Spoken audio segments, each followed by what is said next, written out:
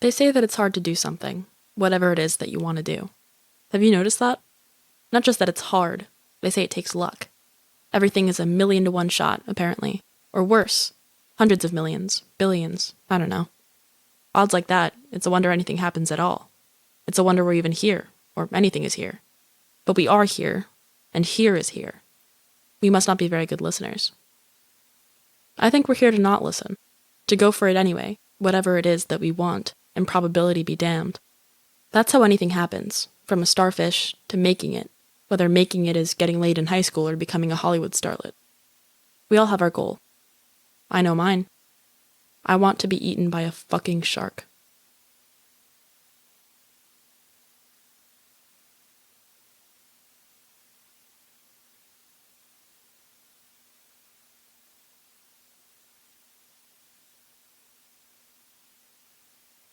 I begin my journey at Coney Island, as good a place as any to start, and as good a place as any to die. In fact, arguably a fitting one. An amusement park of sorts on the sea where I have come to deliver the ultimate amusement, a woman being eaten by a fucking shark. A common occurrence if you ask cinema, but rare if you ask, I don't know, reality. It virtually never happens. Not just a woman being eaten by a shark, but anyone. Of course, odds can go fuck themselves, though. I'm here to break them like wild horses and ride them into the sunset of my own spectacular death. Coney Island is not a place I much care for, by the way. Sure, there's a certain majesty to some of the old structures. I can get down with those or whatever. But though they themselves are huge, they are a small part of the place. Mostly, it's just a litter box. A litter box where the pussy of the world comes to shit. I don't even know what that means.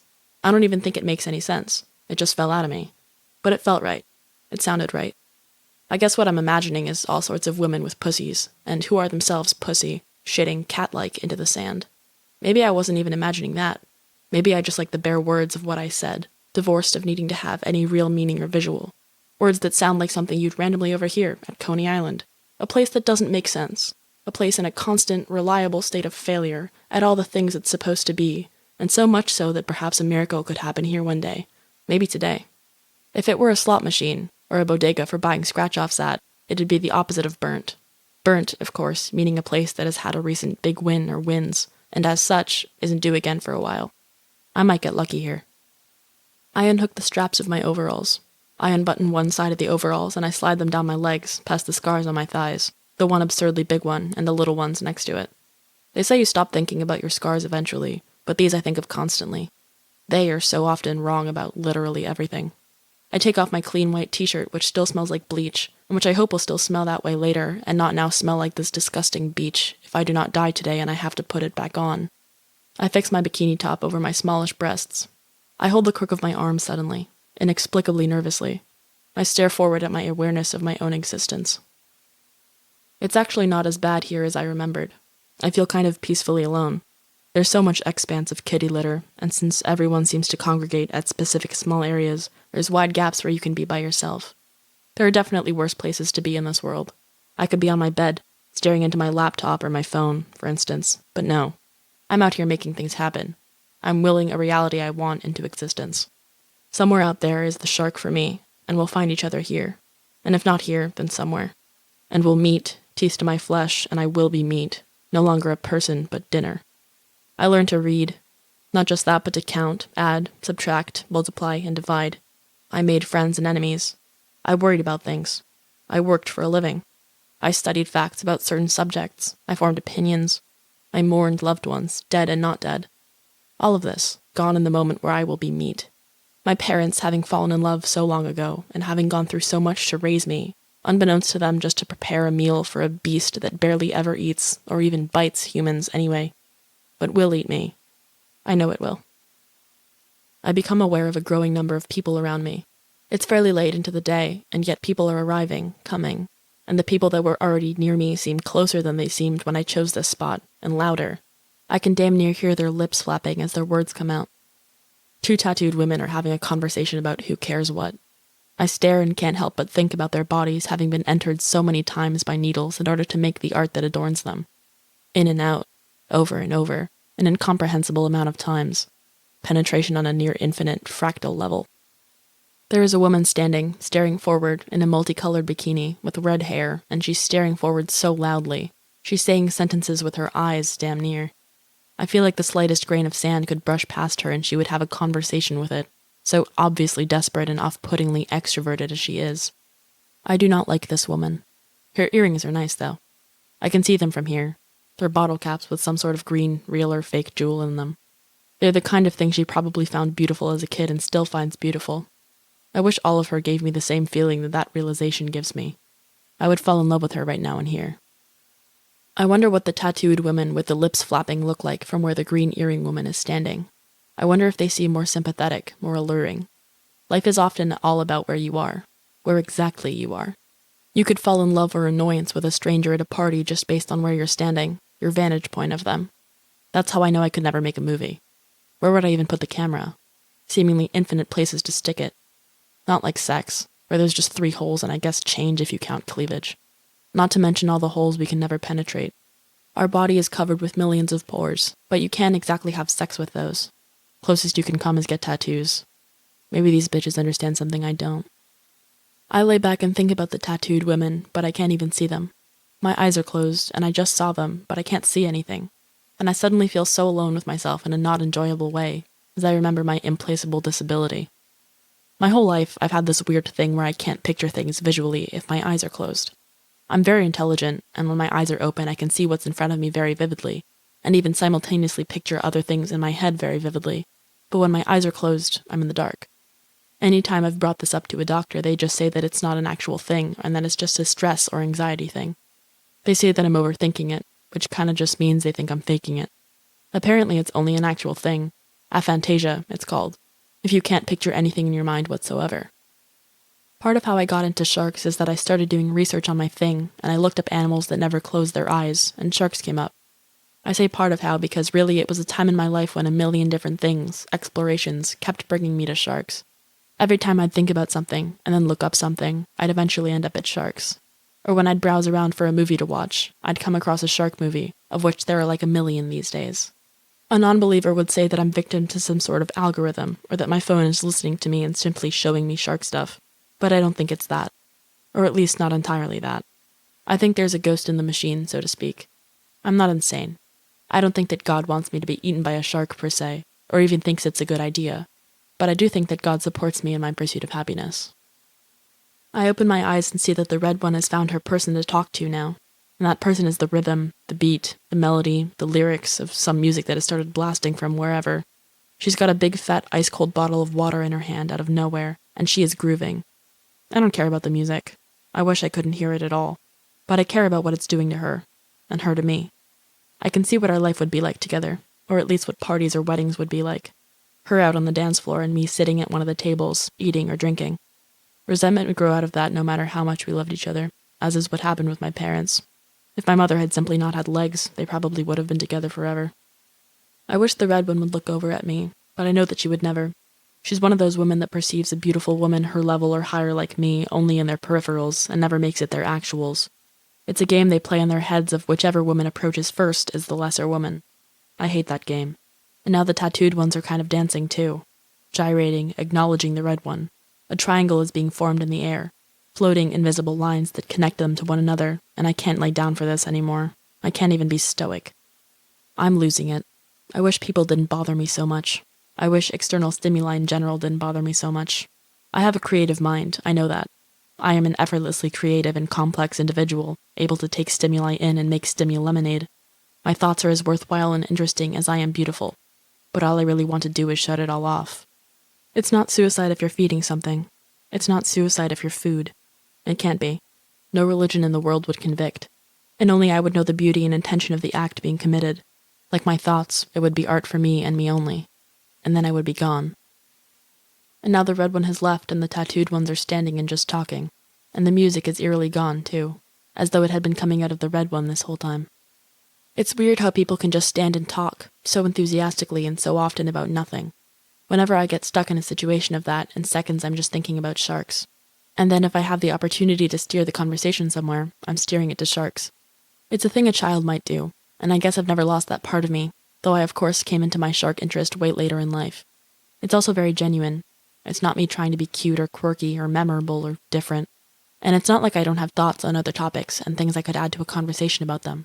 I'd just rather not share them. I like that they're only ever in my own head. Particularly because I don't mind holding contrasting opinions and being a bit hypocritical. I contain multitudes, as the saying goes. That's so frowned upon by most people. You're seen almost as a cheater, like you're being unfaithful to the partner that is some of your ideas. They get mad that you're not firmly on a side of us or them, whatever that may constitute in regards to a particular topic. They want to be able to quickly determine if you're an ally or an enemy, when in actuality, you're neither. You're simply more human than they are, which upsets them as they suddenly realize how much of themselves they lost by joining up with whatever side they joined up with. I close my eyes for a moment, and when I open them, it's just one of the two tattoos that's around anymore. The Asian one in the blue has suddenly disappeared, evaporated, and the other one is sitting down now, digging around on her phone. Maybe my eyes had been closed for longer than I realized. She's really quite beautiful, and her big tattoo is pretty amazing. She'd be quite alluring to me if she just put her phone down. You're at the beach. The rest of your life, and the rest of the world, shouldn't matter here. Drop that glass sliver of soap and let yourself be entered by the present. Most of all so that I can more properly ogle you. I don't consider myself a lesbian, or bisexual, or anything. All I consider myself is creative. My romantic or sexual impulses belong to me and originate from me. Sure, looking at someone beautiful helps get the gears to start turning, but I do believe that I do something with their beauty inside of me, alchemize it in some way, and I am more reacting to that with attraction than I am to the person themselves. I don't think that I am alone in that regard. I think other people probably do it too, but have no awareness that they do it, and maybe never will. Creativity is so often misunderstood, or unexplored, or belittled, when really I'm pretty sure it's the most important thing in the world. A genuine creative impulse is next to godliness. I get some of my best ideas while looking at women, and I'm more receptive to my own ideas while looking at women too, the persuasiveness of the female form acting like a gel cap for the idea. I think I first got the idea that I wanted to be eaten by a shark while looking at myself in a mirror. In the romance of my mind, it was a giant round mirror with a gold frame, and I was in a sheer gown, lit perfectly with 3-point lighting. In reality, I think it was my dirty medicine cabinet mirror after I had just peed and washed my hands, and I was wearing an oversized t-shirt from a dollar store and plaid sleep pants. I probably looked like hell. Yes, I can look like hell. I think it was late at night or early in the morning, amidst one of my shark movie marathons or shark research marathon sessions. Yes, the internet can be good for something. But even me in my unattractive state, the idea grabbed me hard and didn't let go. Some ideas are just that good. Gazing at this woman now, really the only idea I have is to get up and go over to her and love her. Not make love to her. Not yet. Just love her. Speak to her with love and warm her by it such that everything she says to me is with a bit of a smirk because she feels so good and can't contain it. She's a beautiful woman, and I bet she would let me touch her. I am a beautiful woman. Beautiful women should touch other beautiful women. It should happen all the time, everywhere, like breathing. We should all be in one big, unspoken, tacitly understood relationship that exists beyond any actual committed relationship we are in at any given time, and is respected as higher than any. To say that I'm a romantic is to put it lightly. Lighter than the beautiful little golden hairs on her lower back. And if ever I am to die in the way that I want to, I really need to start learning how to kill this part of me and keep my eyes on the prize. I go over to the water. I need to look for a shark. And by that I don't mean looking for a fin peeking out of the water like in a movie. I mean actually vibing with the ocean in front of me and being able to tell if there's one out there. One out there for me. The one. The truth of the matter with sharks is, since they so rarely eat or even bite humans, one would assume they're just not around us much. And while there's some truth to that, what's more true is that they're around us way more than we realize. They pretty much just chill underwater. They really don't do that fin above the surface thing. And it's not like you dip your head under the seawater and it's well lit like a department store down there. You typically can't see shit. But stuff is down there a lot. And some of that stuff is a shark sometimes. Waiting is key in life. Waiting is one of those things they should teach in school but don't. I mean an actual class called waiting, with a remedial class and a regular class and an AP class. People would do so much better in life if they just learned how to wait. And I will succeed at my goal because I am a good waiter. I don't mean I'm good at taking people's orders, and bringing people food, and getting my ass pinched. I mean I'm like those people you see waiting for buses, but better. Because sharks are better than buses, and dying is better than just going somewhere, probably. When I was a kid, my parents used to take me to the beach. I have memories of it. I can remember my mom always wearing a black one-piece. I can remember my dad in red trunks or something. I can remember my mom putting suntan lotion on me. I can remember the cucumber sandwiches she used to make. It kind of hurts to think about this stuff because it's about a myself that I don't relate to. I was such a different person back then. I mean, I was a kid, so yeah. And I of course wasn't even obsessed with sharks yet. I had no idea such human-like beasts existed. I mean, I knew sharks existed, but I definitely thought of them as just fish. As an enlightened adult now, I know that sharks are practically human. They behave in the water kind of like a human who were a fish might. This is not just stupid me bullshit. Marine biologists actually think about sharks in that way too. It'd be a whole long thing to go into why they're human-like, so just trust me, they're human-like. And they treat us like peers for the most part, sharks do. It's good to treat people like peers for the most part in life. It's close to sharkliness. The red one is standing and being the red one, and I walk around a little bit, kind of a half circle around her, and then I go in. I ask her if she's seen any sharks. At first I probably come off like a nervous Nelly, but as it goes on she detects my eagerness and sees that I'm not just some pussy. I'm someone with a genuine, unique interest in them. And that magnetizes the Asian one probably, because she's over here now and getting into the convo. And she doesn't read me as quickly. It takes her a little while to see what I'm all about, but slowly she starts to get it. I'm interesting and I know things. And I hold court like that for a while, just sharing things about sharks that are wonderful. I don't quite have them in the palm of my hand, but I do have them in there in some capacity. Me, the most interesting of us three sunglassed bitches, and as such, rocking the mic. The convo sort of devolves into the red one show, though, as she starts to talk a lot, not really saying as many interesting things pertaining to sharks as I, but filibustering by using a lot of extraneous words to cover for that. It's lame and kind of whack and I don't like it, but I play the part of someone just listening and being okay with it, because this is probably all she has. This is probably her only way of convoing. It's sad, really, and it's times like these I remember I'm not as socially inept as I sometimes feel. There's always a smaller fish. Her whole put-on aura to her voice and body language is that she's so worldly and experienced, and I hate that she can't tell from one look at me that what she pretends to be, I am actually. I've gotten laid at manners. Actual manners. I've undressed equestrian attire and fencing attire off of men who loved me and wanted to marry me, whereas she's probably only ever slid jeans off a dude. And that's fine. Whatever. But the fact is, I'm a 900-page novel and she's just a pamphlet at best. I'm someone something should be about. A work of literature, a film, a miniseries. I deserve length, and boy, I've had it. I've lived like a porn star before, but without the camera and the crew. Just life.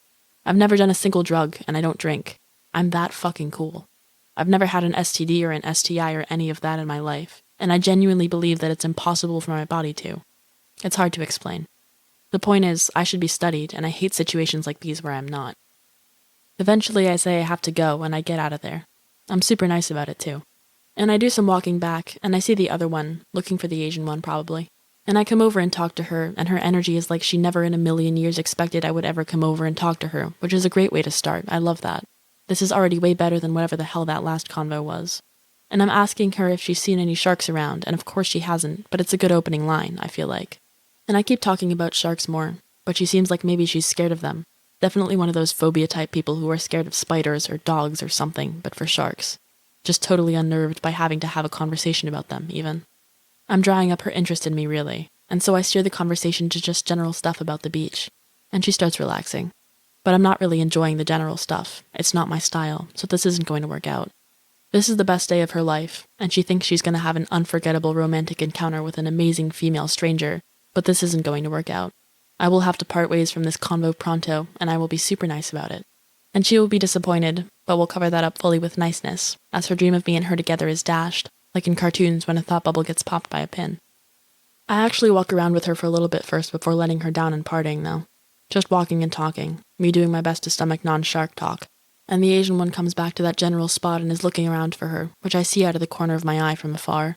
But my walking and talking partner doesn't, because she's so transfixed with me.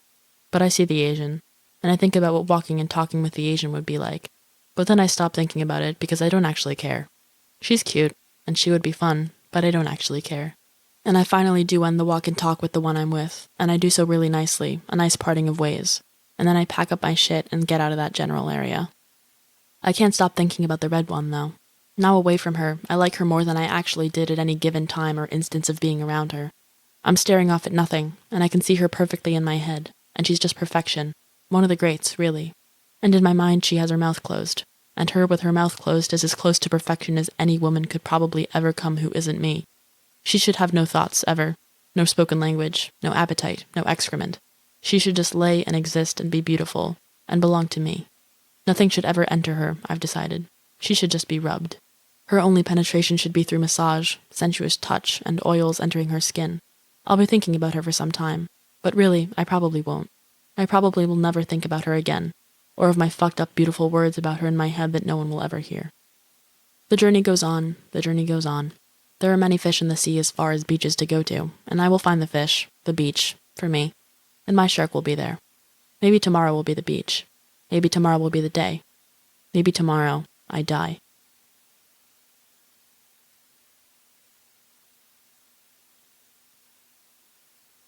Manhattan Beach is not in Manhattan.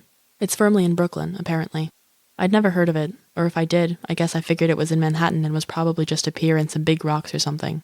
But no, it's in Brooklyn, and it's an actual beach. And it's not far from Coney Island, but it's very far from Coney Island. Very different vibe here. I barely feel like the same person I was there. My desire is the same. My want and need of a shark, and why, hasn't waned. But I feel less irritated, less on edge. It's a chill, introspective place here. There are families here. There is that whole energy. But I don't feel bothered by anyone or anything. Maybe it'll be different over by the water's edge, but right here on the sand I feel contemplative and can kind of just be with myself. A few other women are doing the same. I am definitely not the first woman to have realized this about this place, apparently. It seems like women who do realize it don't share the realization, lest here become full of women, and thus a destination for men to come and bother them. That lack of sharing means less women gaining this place as an oasis, a solace, but maybe few women actually deserve it as one, anyway. I feel very lucky to have stumbled upon here, and luck is of course a very encouraging thing. The luck of me finding here could lead to the luck of me finding a shark here. I often think about how exactly I'll get it to eat me when I'm out there in the water, and it's there too. It's not like I'm going to be covered in chopped up fish or anything. I have no desire whatsoever in tricking it into eating me. This must happen out of both it and my own volition. Probably like sex or childbirth, my body will just know what to do. Not that I was designed to be eaten by a shark, but I do believe my sheer will and desire has conditioned me in some way towards that, if not physically then vibrationally, and sharks are extraordinarily skilled at picking up on your, or anything's, energy. My theory is that that's why sharks so rarely eat people. They can tell that we don't want to be eaten and are respectful of that. For all we know, the animals they do eat could be swimming around all day begging to die through their energy, and sharks are simply granting them their wish. The ocean is a rough place, and a fish being suicidal would totally make sense. The water here is full of people standing around, splashing a bit, swimming a bit. Families, like I mentioned before. No sharks are attacking, of course. I really can't stress enough how rare shark attacks are. You can say it a million times, you can show the statistics a million times that only a couple dozen people are bitten every year and almost none of those fatally, but people don't believe you. The anti-shark propaganda that pervades movies and the news is too strong. Meanwhile, of course, something like 500,000 humans are murdered by other humans every year. Not to mention the fact that, humans kill 100 million sharks a year, completely needlessly. Sharks are not your enemy. Your fellow man is. I say, in my head, to an audience of no one but myself. It's probably for the best, because people don't deserve me, or any pieces of me. My brilliant words are often lost on them, and I am just a piece of ass in their eyes, and people don't even deserve that piece. I give it away anyway, though. While I'm still alive, it just makes sense to. Anyone who significantly wants to die understands. My death just wouldn't mean as much to me if I weren't taking something away from others by doing it. And my body and face sure do bring people so much joy. I've made people's entire days, weeks, months, years, decades before, and I mean just the sight of me fully clothed. In a bikini like this? Forget about it. Men glimpsing me today will one day tell their grandkids about me. The grandkids will ask, "Do you mean Grandma?" "No, not Grandma," they'll reply, and then die. The grandpa is on his deathbed in this scenario. Some fucking guys come up to me and ask me for the time. I don't have a watch on, because of course I don't. They probably wanted me to go get my phone and check, as an in to then asking me for my number. Because I don't get my phone, they switch gears and just ask me what I'm looking at, and so I tell them the truth. I'm looking for sharks. They are now firmly in my hands and belong to me, but don't know it yet. They bluff a little, pretending to have seen sharks here before. These guys are ironic and sarcastic. Somebody once told them to be like that in order to be interesting to women. That person was probably being ironic and sarcastic with them. I play along with their little improv, and they probably think that I have a good sense of humor, and I'm a good straight man, and know about the yes and rule and whatnot. In actuality, I am probably the most sincere woman they have ever had a conversation with. And I steer the shark conversation easily and effortlessly toward the plight of sharks due to the billion-dollar shark fin industry. We are no longer on an improv stage. We are in my hands, and I am speaking from a soapbox. Shark fins are tasteless and useless to man except as a status symbol, shoved as an ingredient into soup for no good reason at all. Shark fin soup is a traditional, stupid dish that is very popular amongst the world's rich, and very expensive, and very destructive. Sharks have their fins sliced off and then are tossed back into the ocean, finless, as though fins grow back like starfish arms. They don't. The sharks just die. It's a horrific process, and it has decimated 90% of the world's sharks in just the last couple decades or something like that. I forget the exact numbers because every time I look this shit up I just cry. Look it up yourself if you want to learn more. I say to no one, of course. But I am telling these boys the same shit, so maybe these boys will. They won't, though. Instead, they'll just do what most people do when confronted with the awful behavior of man. Make up some excuse to walk away and ignore it. The history of the world is literally just that, over and over. The horny skinny idiot's gone. I go and dip my toes in the water, high on the fact that they were somewhere still thinking about me, and will be thinking about me for the rest of their day, and will be thinking about me for the rest of their days. I will always be that shark girl they met on Manhattan Beach that one time, and I will always be someone they would drop any subsequent girlfriend or wife of theirs to be with just once. I am the one that got away, without them even getting the chance to fall in love with me. It's incredible what a woman can do to a man from practically nothing at all, like a professional killer who can kill you with a pen. We should be destroying men like this any chance we get, and we probably often do without even meaning to. The water is kind of oppressive, not so much the water itself, but the pebbles underneath. They hurt the feet, and I'm actually kind of surprised there's so many people out in the water, every one of them in pain right now. What crazy people. What a crazy beach this is. Just pebbles everywhere by the water and in it. This is not the kind of pain I like or want. Every step taken is a nightmare, and every standing still is a nightmare too. And the water is too shallow to just swim around in and avoid the pebbles. I'd rather walk the concrete streets of Manhattan barefoot than walk barefoot here at Manhattan Beach. And it's like all these people here are under some spell of denial, or maybe they believe they don't deserve a good, normal beach or something. I can't figure it out, and it scares me that I can't figure it out. I almost want to find those skinny boys just to have someone to talk to about this shit, because something is seriously fucked up here, and them being seemingly outsiders to this place too, ironic and sarcastic as they are, might understand. I come back in and stand for a while just looking out at the water of this useless beach. The sand far from the water was nice, but I just don't get the appeal of anything by the water or in it. And furthermore, no one is checking me out at this place or trying to get with me other than those two dorky dudes, and I am by far the hottest and skimpiest dressed woman here. Everyone is just so engrossed with their families, even the dads that seem like they probably hate their families. I'm a fucking ghost here, and if this were what being dead were like, I'd never want to be it. I'd just stay alive and live in a plastic bubble, eating right and exercising and refusing to show emotion on my face of any kind so that I never age. I'd live to be 200 years old. Luckily, this ghostly feeling is not what death is like. I'm no expert, I've never died, but I can tell. I know that death will lead to someplace I'll enjoy, and that being eaten by a shark won't be the only part about death that I like. Even if it just ends up being a heaven or hell type deal, something as on the nose as that, I know I'd be able to find my place. Even in hell I find a click, I'd find a torture I didn't mind so much. But I can't find my place here. I do not understand Manhattan Beach, and I know that no shark ever would. If there has ever been a shark sighting in the history of this beach, I'd be insanely fucking surprised. Yes, some sharks do like shallow water, so it's a candidate on paper, but holy fuck, only a family could ever love this place. Even a lonely woman out on the sand being amongst herself and her own thoughts, I feel like once her toes come over here to the edge, she'd never come back. Which explains why there's only a few alone women here. You feel this place a little and like it, and then you feel it entirely and you never want to come back. You feel betrayed. I definitely do. I stand around a lot longer, just staring out at the water. The light waning is kind of beautiful, but not beautiful enough. Maybe I'm waiting for the skinny boys to come back, though I know they're probably long gone. Maybe I'm trying to absorb the energy of these families and understand what makes them how they are, so able to withstand pebble pain and so focused on their little family unit. Maybe I'm holding out hope for a shark's energy suddenly out there in the water, this place being such a bust that maybe it's a test from the cosmos to see how bad I really want this. Will I stand here bored for hours and then wade across awful pebbles for it kind of thing. I doubt it though. The cosmos knows I'm the real deal. So maybe I'm still standing here because I just don't have anything else going on today or tonight. But that could describe pretty much any day or night. Really, I am my only plans ever. And as the depression of that thought creeps over me like the darkness creeping over this place as the sun goes down, I more than ever just want death to lead the blackness. Not an atheist, no awareness of it type blackness. I mean a full and total awareness of being in nothingness forever, sudden and dark.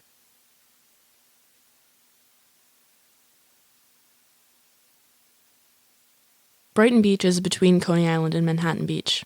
It's connected to Coney Island, same strip of sand belonging to both, whereas Manhattan Beach is separated from Brighton by a bunch of houses or whatever for a bunch of blocks. Brighton Beach definitely doesn't feel like Manhattan Beach, and surprisingly doesn't feel at all like Coney Island, despite being connected to it. I don't know how to explain it, but the second you get here you just feel like you're in a different, yellowier decade or something. Maybe it's the light hitting off the buildings around here. Maybe it's an aura, a ghost hovering over it all. All I know is that here I feel like I'm in the 70s, and also the 50s, and also the 40s. I feel like I'm encroaching on some place that doesn't belong to me as a present-day woman, even though there are plenty of other present-day women like me here. I'm not surprised that I haven't died yet. Not just as far as me being eaten by a shark, but in general. I've done so many dangerous things in my life and not died that I know the universe has a plan for me. I certainly doubt that plan is for me to be eaten by a shark, but I see fate as just a suggestion, anyway. We as humans can, and often do, fuck with the best laid plans of this thing called life. I don't think we were ever meant to eat meat, for one thing. When I hear Garden of Eden, I don't exactly think animals. Fruits and vegetation and whatnot to feed us, and flowers and herbs to heal us. Not that hard to understand. And yet, I'll bring this up to religious folk, pastors or whatever, and they'll look at me like I'm the devil. Maybe not the devil, but they'll look at me, and I don't like it. I don't like when people who aren't interested in having sex with me look at me. It makes me uncomfortable. It's like they're seeing horns on my head or something, whereas oglers, to their credit, always make me feel like I have wings and a halo. Anyway, the point is, I believe my wanting to be eaten by a shark is way less of an aberration from God's plan than people eating meat, by a wide margin. There's a lot of people here, but I'm away from most of them. There's some bitches around me. Maybe not bitches, they seem fine, but yeah, they're around me and it's unavoidable. This just felt like the spot for me, and they just happen to be nearby. They're definitely a distance from me where they probably won't talk to me though, which is good. I'm not here to make friends. I'm here to die. There's a blondie and then another blondie not far behind who is older, and I get the vibe that they're related or something, mother and daughter, but the younger one is at an age where she just wants to be alone at the beach but still needs a ride there. I don't know. Maybe they're just complete strangers that are locked in some sort of unintended symmetry, just happening to both be reading books and be in front of one another and be blonde. Maybe they were mother and daughter in a past life. I don't know. They're kind of weirding me out. I feel like the older one should just adopt the younger one or something, even if the younger one has parents already. I'd feel better about them if that would happen. There's an orange swimsuit young lady on an orange towel who kinda rocks. I like how the shades of orange aren't exactly the same but still go together. I like her whole energy. I like how her legs are. I wish I could go on a road trip with her, and that she would sit exactly like that on the hood of our car while we were stopped at some lookout point. She'd look so fucking hot like that. Not that she doesn't look hot right now. I don't even actually feel turned on by this fantasy of her, by the way. I don't even feel particularly horny today. I'm just trying to pay her a compliment, and I'm so used to thinking in such a horned-up way that it just comes out like that by default. She's a beautiful girl who probably has no idea how fucking truly, utterly beautiful and fun she is all I'm trying to say. Leave me alone. She's a woman that could be my best friend. Leave me alone. Some fucking other young woman comes over and sits down so damn close to me, and she's got big melon breasts, and they jiggle like actual melons don't, actually. And they're definitely real, and she's definitely real. Definitely fucking seriously not realizing how fucking encroaching she's being right now on my whole personal space. Just some oblivious dumb lady all stripes and no sense. And without her fucking shirt on, it's like her breasts are even bigger. They just keep getting bigger the more clothes she takes off, like some demented anime fantasy. These stupid, ever-expanding, bountiful breasts. I am jealous a bit, but also I am glad that I don't have them because I'd be so sad if a shark bit them off. It would ruin the whole experience of dying if that were one of the last images of my life. I can't stop watching her. I can't stop looking at all her stuff and looking at her. And there is no way in hell she is ever going to look at me. She is so in her own world despite being so close to me. Frankly, it's kind of insulting, like I don't matter just because I don't have giant melon breasts. I feel like if I did have them, she'd have said nice day to me by now with a smile, out of fellow melon breast solidarity and whatnot. But because I'm a perfect 10 who simply doesn't have large breasts, she thinks she's better than me? Bitch, I will end you. I will scratch your perfect, flawless breast flesh so bad they'll scar up and people will think they're covered in ugly stretch marks. Don't even try me, you lucky weirdo. Actually, I've always thought stretch marks look kinda cool. They kind of look like scars from an animal attack, which is badass. I saw a movie once where a guy said that in it. Just a throwaway line of dialogue, and I never forgot it because it was so correct. Sometimes movies can... Some other bitch is now coming and being here, right next to me, just like the boob lady but on my other side. And her hair is kind of like mine. I like mine better, but hers isn't far behind. And her towel is cooler than mine, I will admit. My towel is kind of shit. And she has no idea I exist. She's just doing her thing, and I am just sand next to her, that's all I am. And she has great legs. All these women being so close to me is starting to feel like I'm underneath a pile of them, and not in a fun way. I feel like a person. Worse, I feel like a person who is just a person, which is insane to think about. I am great, I have purpose. I'm at this beach for a reason, and these women are at this beach for no reason at all. Even the faux mom and daughter who are reading, I mean. Reading doesn't count. None of these bitches' behavior fucking counts. I need to find my fucking shark. I was hopeful, optimistic, the last 2 beaches, but I am not hopeful here. I feel off. These bitches have fucked up my whole vibe. Even standing away from them I've not recovered. And staring out into the water, I don't even want to go into it because I know that it won't happen today. And now the book daughter is coming over to me, and I'm waiting for her to say something. She asks me what I'm looking at. I tell her I'm looking for sharks. She is delighted, amused, clearly pleased to learn that not only am I beautiful, but I have a quirky sense of humor. She thinks I'm quick-witted, but really I'm just a person with clear direction and purpose. Whether or not she will ever understand that, I have no idea, but she is having a good time talking to me, and that is bringing my confidence back up. I could die today.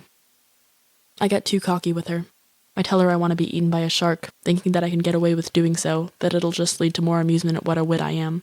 I do not break, I do not wink, I do not walk it back. I hold firm to it, and she is turning on me. I can feel her turning, and yet I still do not lie and tell her I'm kidding. If she's weirded out by me, then so be it. And she definitely is. She tells me she hears her mother calling her and has to leave. Maybe that older blondie was her mother. I heard nothing, and I have exceptional hearing, so she probably made up the mother. It's probably just a coincidence that I thought about her and the other lady being related, and then she said what she said. Coincidences can be signs, though, of course. Maybe I'm a bit psychic today. Maybe I'm able to read things, read goings-on. That could bode well for this day being the day. And a brief bit of joy overcomes me before I realize that the strongest vibe I am picking up on today, the strongest message I am hearing within me, is that I will not be eaten by a shark today. I think back to the one with the cool beach towel. I'm sure she's having a grand old time, not a care in the world. I'm sure she's relaxing on the beach like people do. No desire to die, no desire to be anywhere but alive and relaxing. I'm sure the book girl is sitting and reading, safely back in her world of literature. I am no longer on her mind, whereas books are forever. She's shaken me off like a flea, so little does she value people. When I come back, she will be there on her towel, reading and ignoring me, as though we never had a momentary connection at all. This type of girl is impenetrable. Nothing ever affects them, nothing is allowed in besides that which has been put onto a page. I get back and I was wrong about her, I'll admit. It turns out I affected her so much that she's straight up gone now. I am more powerful than I sometimes realize, apparently. And the faux mom is standing, staring out, almost like she's looking for her daughter. But I know that's a bust. I know they're just cosmically related and not biologically. And I know that she's not looking for sharks. I know that she's just taking in the world, and the wind, and the sun, because she feels like she should. It's a thing to do at a beach. And I decide that she's as good a second victim as any, and also that a second victim is needed at all. I would like to see just how far my power goes. I sit down in her shit. It's such a perfect, simple yet powerful thing. Arguably not even violence, arguably not even illegal. Civil disobedience or whatever, a protest against another person. And I will simply remain here for as long as I need to for her to go. My best stoic face on, perfectly blank in order for her to attach whatever she wants to me, and even form sympathy and concern. Then maybe fear, anger, whatever she needs to go through. I will not break no matter what she says to me. This stand I am taking will not end until she is gone. It's fucking brilliant, and I'm surprised more people don't do this. I don't know why anyone would need to, but still, it works. Maybe because I'm so beautiful. An ugly woman, or definitely a man, wouldn't give it the same energy. It'd be overboard. But for me, in my infinite beauty, it's perfect. I'm making this woman disappear with practically nothing at all. High on my own success, I go after the boob lady next. Still a sitting-based tactic, but a little different than the last. She is immediately shy, but pleased that I am so near. Oh, how easily some people fold the moment you show them the least bit of attention and are trustworthily beautiful. I compliment her on her breasts. I go on about them, calling so much positive attention to them, and share how badly I feel about my own. This is not truly how I feel. I happen to enjoy my breasts, they feel right on me, but I am sharing a typical concern some women have. I am giving voice to the voiceless with my performance, so it is not technically a lie. My performance is great, and I can feel her getting uncomfortable as I go on and on about her breasts and my lack thereof. I've dashed all her hopes and dreams of what I would be like as a person. I've shown myself to be beautiful, but annoyingly, fatally insecure. I am successfully driving her away simply by not being a particularly good version of an attractive woman. We hotties must be humble and not envious. We must be chill and calm. The list goes on. It's really a princess role, a royalty thing. That's what the world expects of us tens. When we are not like that, we are quick to be hated. It's really one of the more difficult numbers to be as far as hotness because of that. 1 is probably the easiest. If you're a 1, you're actually kind of hot in that you're so rare. You're barely human. You're a monster. Nothing is expected of you. Everything is uphill. When you're a 10, all you can do is disappoint. Best to weaponize that disappointment for moments like this. My next kill is the one with hair like me. This one will be tricky, as she is off in dream world, or at least has her eyes closed. I will make her know I am here, though, and I won't even have to use words. First, she is confused at the sand being brushed onto her. Then she is happy, because I am a beautiful woman playing around with her. She's probably not a lesbian, or bi, but all women love to have playful, beautiful women in their lives. The idea of taking a rest and then waking up to an instant, gorgeous friend is irresistible. I don't really know where to go with what I'm doing, though. This is not enough, of course. She moves her hat away from the sand, though, and in that lies my opportunity, maybe. She hates the sand on her hat, and I will not respect that. and I put some sand on her beautiful beach towel as a second final straw in case the first wasn't strawy enough. And she's going to get the fuck out of here. She's leaving the beach, and I've kicked her out of my life, and my power is growing stronger. Every bitch I eliminate, the more I feel connected to my own self and to the beach. My beam out towards the world that is the sea strengthening such that a shark will want to know me, will come here just to meet and destroy me, perceiving me to be too powerful a woman, too much of a threat to the fragile land of woman and man. I forgot about one of the women, and my power will not be fully formed until I destroy her too. It's hard for me to want to destroy her, though. As mentioned, I could see a life with her, out on the road. She is so damn lovable to me. Such a mix of kid sister and wise babysitter. This is the epitome of kill your darlings. I find her quite darling. I don't want to do it. But if she's got to go, she's got to go. I stare for a little while, planning my course of action. I do not immediately know how I will get rid of her, or rather, what way I would feel comfortable getting rid of her. I come over to her for more research. Maybe looking at her more closely, inspecting her, I will learn my in. The more I look at her, though, the more I just want to be a part of her life, her friend to the end. Fuck it. If knowing her means having to get rid of her, then I'd rather just never know her at all. It's what's best for both of us. I get rid of me instead of her. This place was a bust anyway, and I don't just mean that pair of knockers from before. I pack up and leave the beach.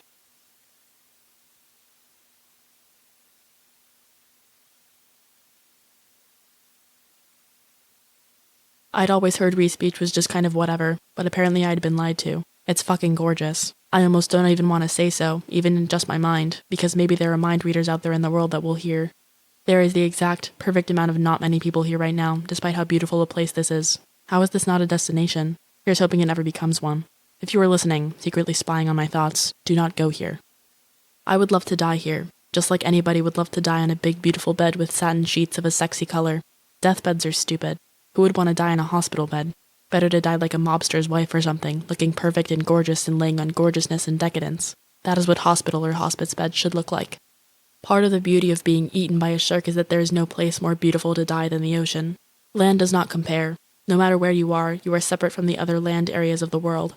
With an ocean death, though, even if you are not dying in a particularly beautiful area of the ocean, you are still somewhere that's part of it all. It's all connected. And when your soul leaves your body, pieces out of the motherfucker. I'd like to imagine it pieces out more gracefully in the ocean, like a water birth. It also just plain seems fitting that there should be gore to death, like how there's gore to birth. So being eaten by a shark satisfies that as well. Being eaten by a shark satisfies everything ever, period. It's the greatest thing that could ever happen to end a person. I wore an all-black romper here to hopefully help manifest the death that I seek. Plus, you never get to attend your own funeral, but I don't see why you can't wear black to your own death. If you are planning to die, that is. Just seems respectful to the dead, aka yourself. The water looks right for a shark. If I were a shark, I'd want to be here. If I were sharks, plural, I don't know that I'd want to be here, but a shark, singular, would. Sharks sometimes go on long excursions all by themselves, just checking areas out, and I think that this place would be right for that. It's funny. No one really knows why sharks do that, by the way. We know very little about the journeys animals in the ocean decide to embark on. They just kind of go places, and we come up with some ideas after the fact as to why they did it, but mostly we just shrug and move on. My thought is that they become attracted to some powerful energy far away, and maybe it's so far away that it's just taking a while to get here. I could be winning and I don't even know it yet. That is a healthy mindset, and if I do not die today, I should not see that as a failure, but a victory still on its way to me. As long as I keep showing up and putting myself out there, I cannot fail. All this trying to die stuff is really making me a better person, by the way. I don't mean a better person to others, that's subjective and dumb anyway. One should not worry themselves with the way they treat other people or how other people think of them. What I mean is me, in my own skin, living and dealing with hiccups and hurdles. I feel better at that. I feel more capable, which is saying a lot because I've always been a 10 not just in beauty but in self-esteem. I've known plenty of beauties, some even 11s or 12s, who hate themselves more than you could ever know. It's sad, really. Double digits wasted. You can have it all and have nothing at all if you don't believe in yourself. Remember that long after I am gone. The water feels great. It feels like some sort of soup. Maybe pea soup. I like pea soup. Split pea or regular pea. I just like pea soup, whatever kind it is. The water is cold, though. I like warm soup. I know, I'm super unique like that. But I don't mind how cold this water is because it's warm in its coldness. It's alive, it's vibrant. It's an organism, and a powerful one. I feel less living than it, even. It's seriously insane that I'm the only one in it right now. It's good shit. Don't get me wrong about this whole pursuit of mine, by the way. Sometimes I wish I could go to a beach without a care in the world. No purpose, no mission, just me being a girl, alone and doing nothing.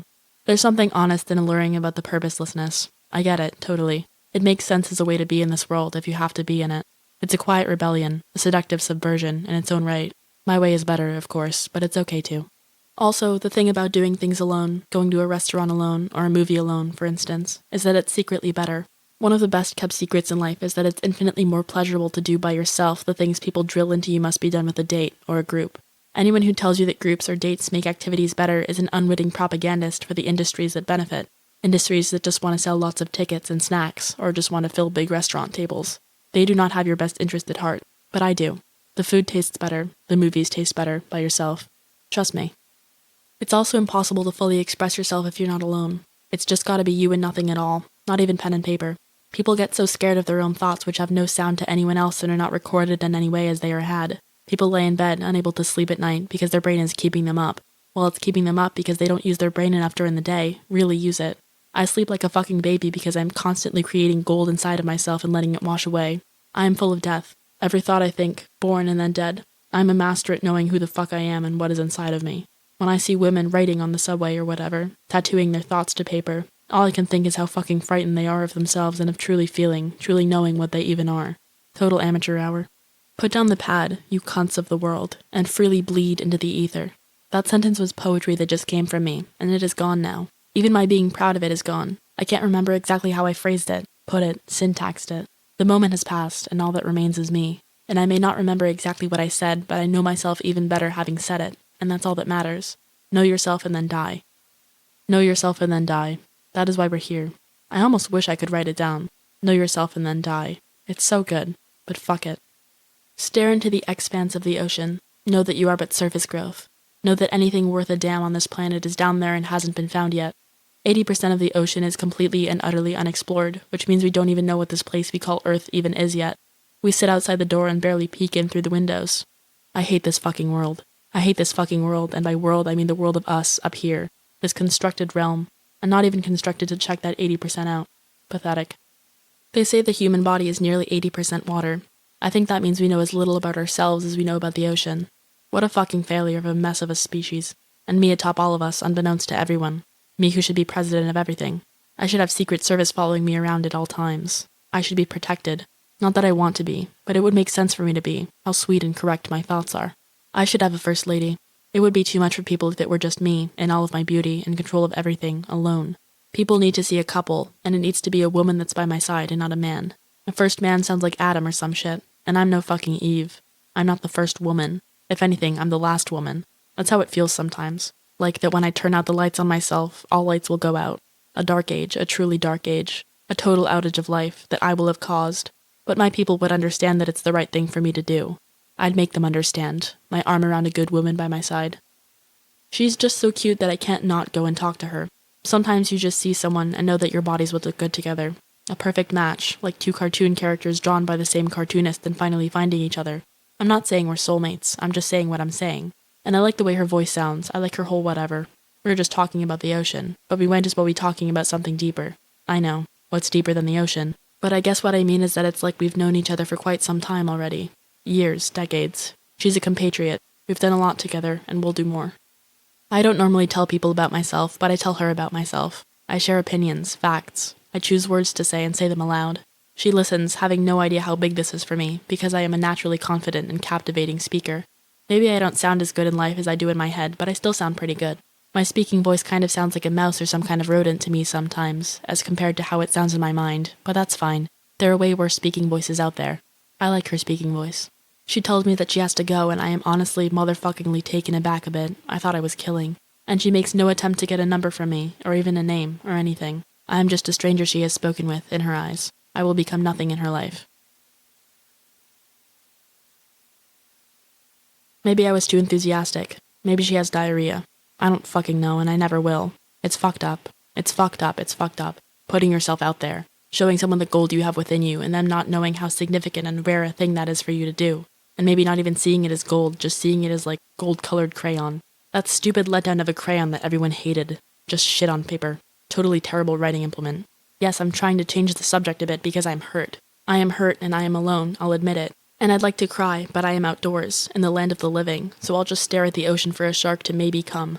I'm trying not to force it, I'm trying not to seem desperate to it, the shark, but I need it. I really need a fucking shark right now, and if you're out there, please come to me. Uncharacteristically show me a fin popping out of the water or something, please, and I will go to you. I become suddenly and acutely aware that someone is looking at me, and has been looking at me for some time. Maybe for as long as I've been here. I've been so in my head that it's possible. And I check, just a slight glance to see if someone truly is looking at me, and I am right. I am being watched by a brute. Not muscly, not angry looking, just a roundish gentleman. But all men have a penis. And hands. Against my general nature and way of being, I go and find a guy who seems strong and honest and honorable to help me. I explain to him the situation of the man who is leering at me, and I ask if he can pretend to know me for a little while, because I am alone and I feel unsafe. That's the basic gist of what I say. And he is hesitant, probably because I sound like I'm on drugs or something, or because I'm so hot that it seems fishy. And he really wants nothing to do with this. I reek of fish. I am like chum before him. He doesn't want something bad to happen to him. He senses danger, and he thinks it's from me, and what he assumes is a lie or a half-truth that I am telling. But little does he know the danger he is detecting is from the fucking man who I need help with. And fuck, I feel little now. So little and so scared to leave, scared to do anything. I am an 8-year-old and my parents are gone. They left me at the beach. They fucking forgot me. That never happened to me, but I feel it as though it had. Or as though it is happening to me right now, even. I don't know how I'm going to get out of here. I can't move. I'm lost and I'm cold and I can't move. And his eyes are on me. And his fingers are drumming against his wrist. I can feel them as though they are on me. They're unpleasant and cold and clammy. I wake, and wake hard. I look around hard, and my vision is still a bit blurry from sleep. I can't tell, but I'm fairly certain he's not around anymore. I look harder, and my vision returns more, and I am definitely sure he is not around. And I have no idea if he was ever here, or if anyone was ever here. It could all have been just a dream. This beach is a ghost. This beach is not good. Now I know one never goes here, because it's haunted. No one should ever go here. You will have dreams here. Your dreams will be your life, and vice versa. I can't explain it. All I know is that I don't want to die here. I still want to die, but not here. Not like this. Not this way, never this way. No one should ever die like this. And I get the sense that so many have. Maybe not here exactly, but died somewhere like this place. And that dying in your sleep is just drifting to a realistic, awful dream like the one I just had. Except it never ends. If it is like that, then fuck that fucking shit. Fuck it to hell. Fuck a bed. Kill me on a treadmill. Kill me driving a car. I barely even want to sleep in beds anymore, if that's what it's like. I barely even want to sit on them. Kill me while I'm alive, is all I ask of the world. Kill me while alive. Kill me while I'm swimming. While I'm letting a shark have its way with me with its mouth. Kill me nice and good like that. Nice and good like that.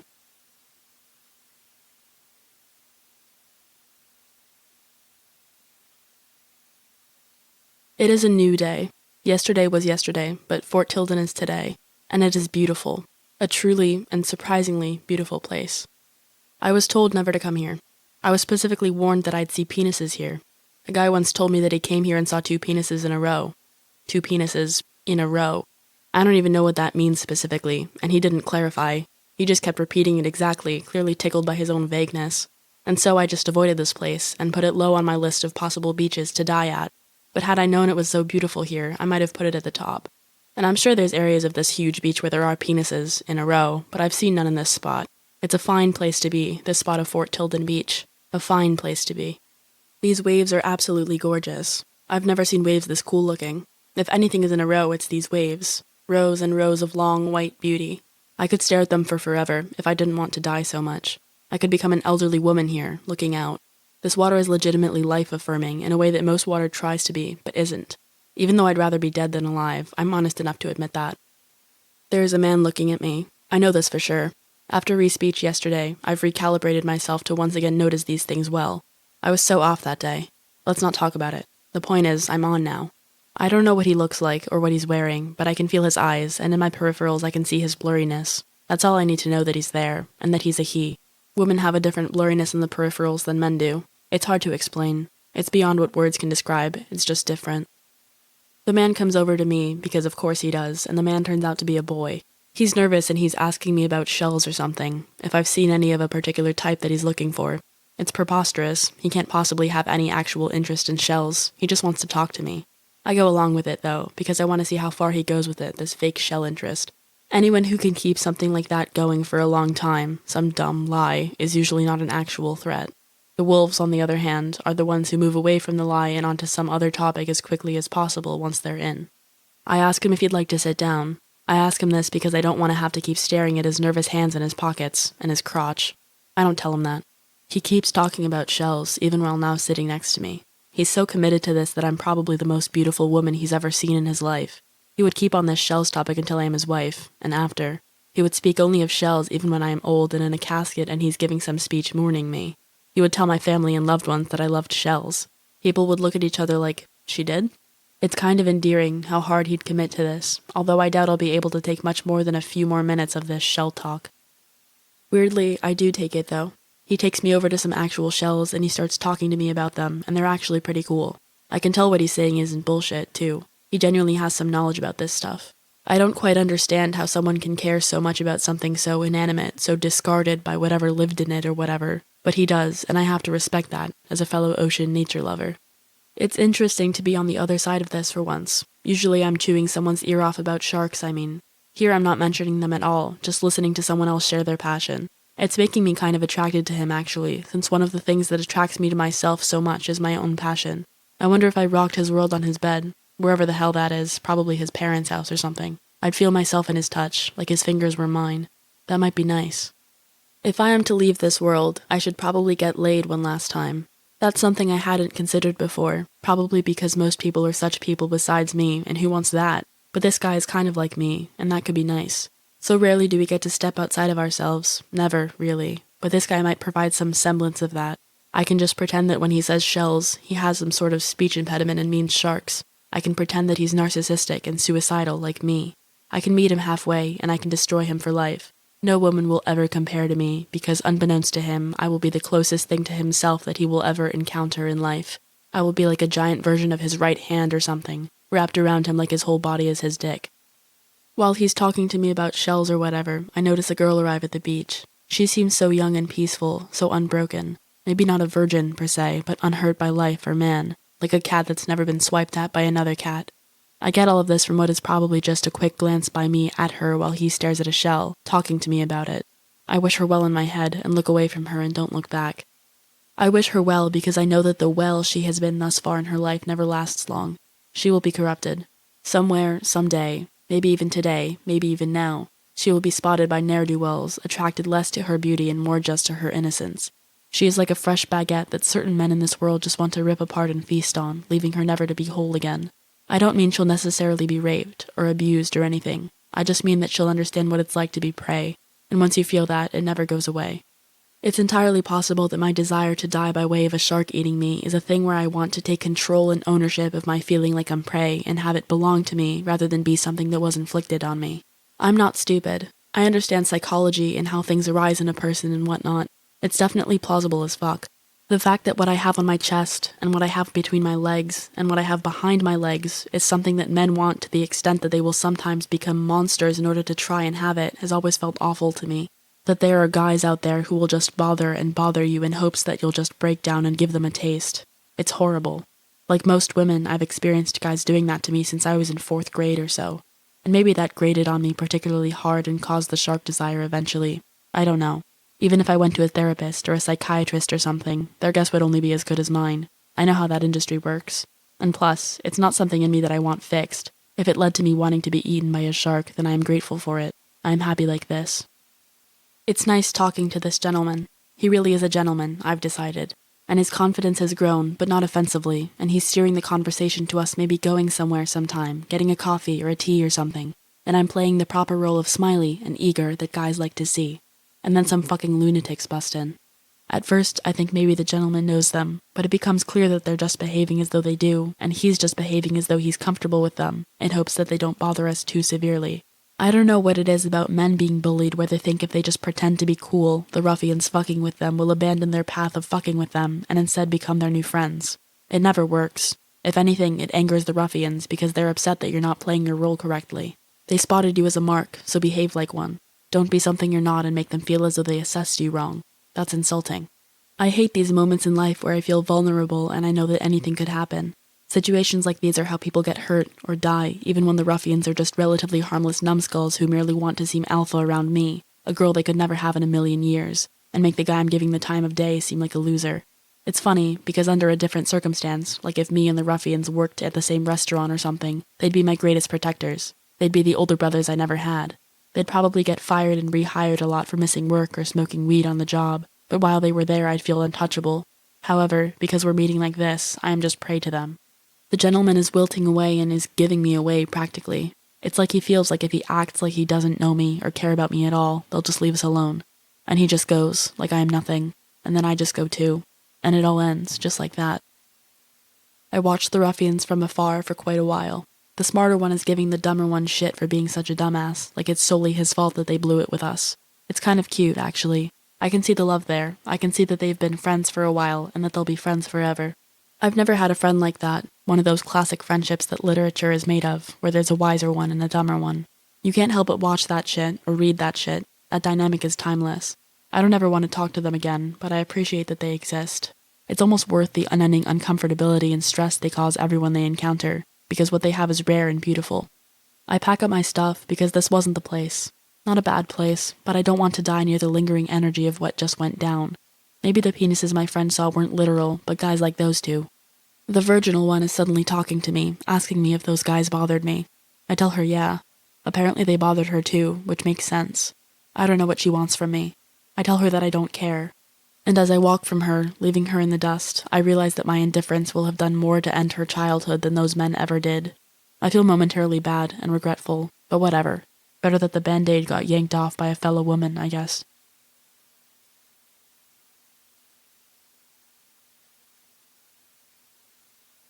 Rockaway Beach was dead last on my list. If I don't die here today, I'm dead. Just kidding. I'm sure there's other beaches I can find. I basically only wrote down in my head the ones that I could think of off the top of my head. I avoided this one mostly because it's so iconic. I would never be able to be synonymous with it, that's for sure. As beautiful as I am, and as beautiful as my being eaten by a shark would be, I'm not more beautiful than a great punk song. I'm man enough to admit that. Staring at the water here, I more just want other people here to be eaten by a shark and not myself. It's the kind of place where people are so happy-go-lucky that you half expect an anvil to fall on their head or something. Or in this case, you expect a cartoonish CGI shark fin to sail towards them and turn them into flailing arms in red water. As much as I hate the shark exploitation film genre, and its Birth of a Nation, its Triumph of the Will, the most despicable shark movie ever made, Jaws, I can't not watch shark movies, and only shark movies. Documentaries, yes, but those only do so much for me. I mostly need the pornography of people getting lucky out there in the water by way of CGI sharks, or animatronic sharks, or puppet sharks just fucking decimating them. And yes, these films contribute to gross misunderstandings and misconceptions about the greatest animal that has ever lived, but they're also so fucking ridiculous by and large that they're kind of, at the same time, making fun of their own inaccuracy. It's not like with Jaws, which is considered one of the best movies ever made, and is well respected, and is so well known, and is the reason we're now sitting on over 1 billion murdered sharks since it came out. That movie drilled into the minds of generations that sharks are a bloodthirsty enemy, and not just a bloodthirsty enemy, but the bloodthirsty enemy. I hate Steven Spielberg with a passion, and if I were in control of society, he would be rotting in a cell somewhere. When Steven Spielberg dies one day, I hope that he goes up to heaven, and God is a shark, and God sends him right down to hell. Sharks are so much like us that it's not too much of a stretch to think that sharks might have been made more in God's image than we were. It's really a coin flip between us. Maybe not, but I like to think it is. The thought that God looks anything like me makes my beauty feel less impressive.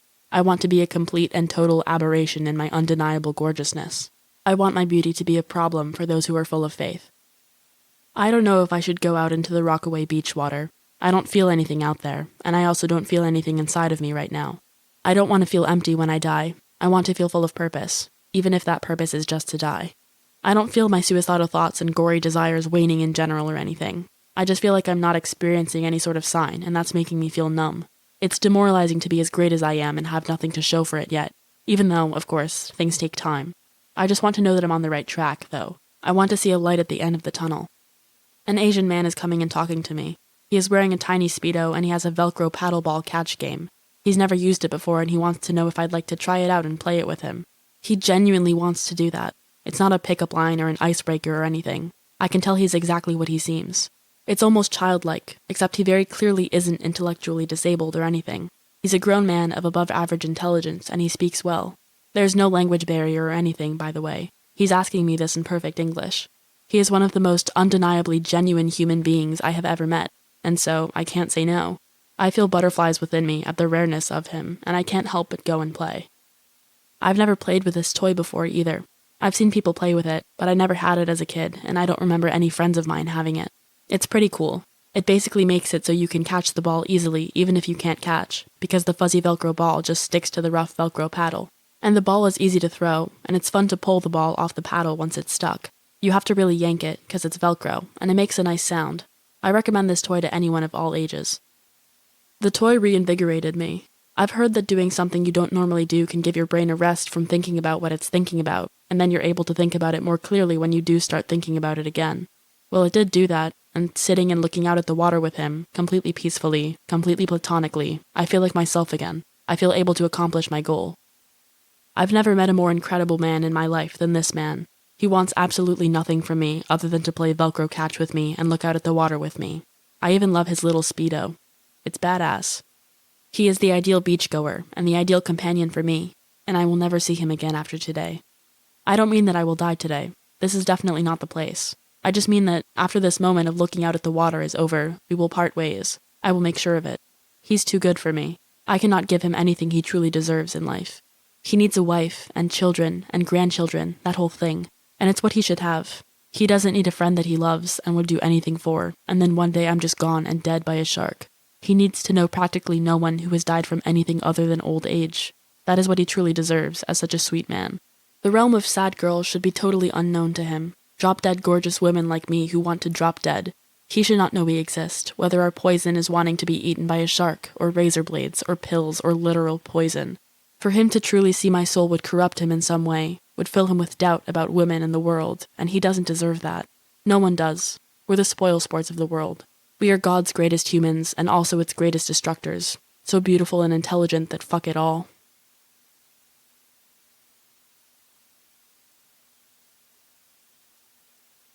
It's not really a beach. It's just kind of a rocky spot to stare across the East River at Manhattan from Brooklyn. People come here as a tourist thing, apparently. I had no idea it was a thing. I'm standing by the big rocks, where the tourists don't really stand for some reason. It seems they like to stand by the pebbles instead. I don't blame them. The pebbles are cool looking, and they're why the spot is called Pebble Beach, I figure. I might check them out, but I'm over here with the big ones instead for now, just vibing out.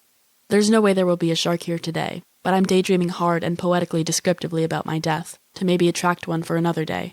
I believe that sharks can hear the frequency of my horrific thoughts. It's like my legs are open wide and my pheromones are floating out, but for shark death. I saw a documentary once where they showed footage of a guy getting his leg chewed up by a bull shark. The shark only bit a couple times, but his leg was shredded after. His leg skin looked like fettuccine hanging off a serving spoon, just dangling and ribbony and soaked with marinara. Every time I eat pasta, I think about it. I eat pasta a lot. It's my favorite. I'm thinking about his leg, and I'm manifesting that it will be my leg. I want it to be all my legs and all my arms. I want it to look from afar like I am a being with dozens of skinny arms and legs. And then, when you swim closer, you see that it's all just shredded skin dangling off of me as a result of shark bites. My musculature naked underneath, exposed and not sure what to do. My musculature feeling self-conscious, maybe, as I fucking die. Over at the pebbles, I'm thinking about how my organs will look like sea creatures as they are freed from my body and into the water from certain powerful bites. So much inside of us that keeps us going just looks like weird sea creatures when you think about it. We are like an assemblage of them, an ocean unto ourselves. I want to see them blobby and floating in the seawater, no clue how to swim, no way to live out in the blue. My liver or my kidney making damn near eye contact with me, perhaps, and looking confused. As beautiful as I am, and as beautiful as my body is, I kind of just want to be blood. I want to be a red cloud in water, as my body drifts lifelessly away from it, like the blood is my soul or something. That's kind of the appeal of a classic razor blade bathtub suicide. But shark teeth are like razor blades. Or rather, razor blades are like shark teeth. So why not just have the real organic thing? A woman has come up next to me now and is striking up conversation. She has pegged me as an attractive woman. My secret is out. I have been found out. Whenever I get hit on, it's like they think they're the first to have eyes before. And when it's women, it's like they think they're so fucking perceptive because they could tell from afar that I like women sometimes. Big fucking whoop.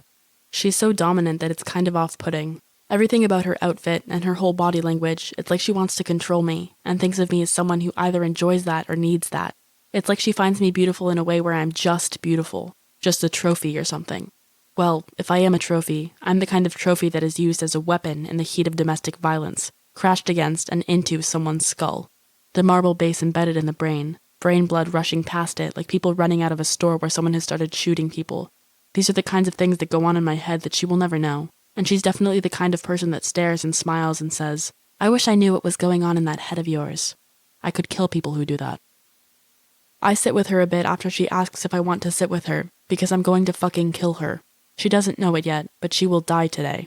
And as I sit, I can't help but think about all the women she's had, all the women that have put up with her strength and domineeringness. It's like I'm next to an abuser, though I'm sure she's never hurt a hair on anyone's head. I'm sure plenty of ex-lovers hate her guts, though. I'm sure instead of ashes they would like a glass jar of her guts after she dies, so they can throw it against a brick wall in an alley of their choice. This woman that I do not know, and know nothing about, hurts people, and she is touching my leg like it belongs to her, like so many women have belonged to her. Oh man, am I going to end her. Oh man, am I going to do what they would not or could not do. Walking away is murder. You can kill someone just by getting up and walking away. Nothing could be more murderous than allowing someone to live. Death would be an escape from feeling what she's feeling right now. What was to be a done-deal conquest for her has become someone who felt her soul and rejected it, didn't want what she was offering cosmically. She will act like it doesn't bother her, but it bothers her. However hot she thought I was, I am even hotter to her now for rejecting her, which makes the burn even more intense. Her mind is rushing away from worries about her soul to worries about being not as physically attractive as she thought she was. She feels uncomfortable in her own skin. She wonders if she's getting older, if she's already had the most attractive women she will ever have, her beauty now fading. In truth, she's fucking gorgeous, but she doesn't deserve to know that. She deserves to be knocked down a peg or two, to be forced to become less of a smooth operator, to have to treat strangers she wants to fuck better, decently even. She just found out her happiest and most abusive days are over, like she's in jail now and can't harm innocents anymore. Tell me a literal knife to the heart and then darkness forever is worse than that, because it's fucking not. I stick around Pebble Beach for a while to let it really sink in her. She doesn't glance at me at all, but I know she knows I'm still here, alone, no her next to me. I am on the big rocks and I am mighty. I have the high ground. I feel like a beast up here in a beautiful way. I feel like a lion, or some sort of cat like that. Even a house cat if it has the right attitude. And my thoughts drift back to gore. I think about serous fluid, that clearish stuff you sometimes bleed sometimes. I bet some of that will escape me into the water from the massive shark bites. And as time stands still, as motion goes slow, I will look for it, shimmering in the water like a ghost. My eyes will distinguish it from the water, it having a slightly different consistency, probably. It will be the last thing I see before I am taken somewhere far elsewhere, the farthest elsewhere place there is.